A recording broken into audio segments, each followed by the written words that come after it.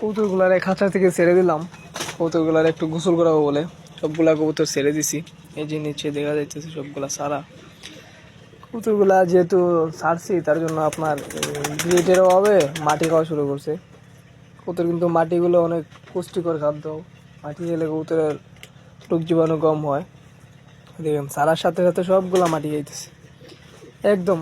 একদিক দিয়ে খাঁচা থেকে ছাড়ছি গোসল করানোর জন্য, এই যে গোসলের জন্য পানি দিয়েছিলাম, তার তলে পলিথিন দিয়েছি যাতে মাটিটা না ভিজে আর কি। দেখেন কীভাবে ওইগুলা মাটি খাইতেছে, পরে কি ভাই।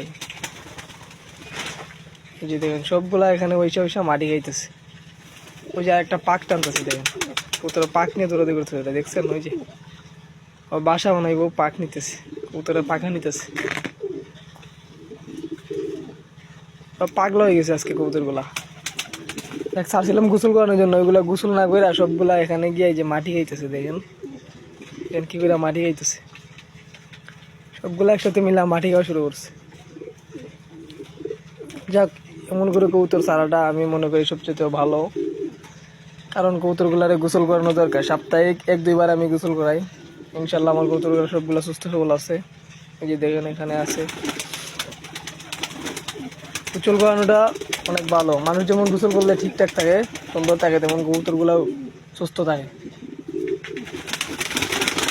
উড়াউড়ি করতেছে ভাই, কি কই।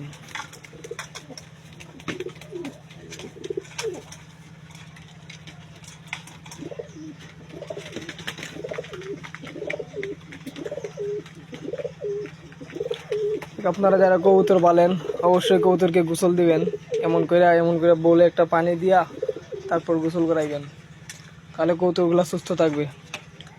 তো কবুতরকে ঠিকঠাক রাখতে হলে অবশ্যই কবুতরকে গোসল করাতে হবে। সাপ্তাহিক 1-2 বার করাবেন, না হলে 1-2 বার করাইতে হবে। আর এমন করে খাঁচা যারা কবুতর পালেন তারা কবুতরগুলো এমন ছাড়বেন রুমের ভিতরে, যাতে কবুতরগুলো একটু উঠতে পারে, তাহলে কবুতরের পাখাগুলো ইজি থাকে। এই যে দেখেন আমারগুলা কীভাবে খেলতেছে, কবুতরগুলা অনেকদিন পর ছাড়া হয়েছে তো তাই উড়াউড়ি করতেছে।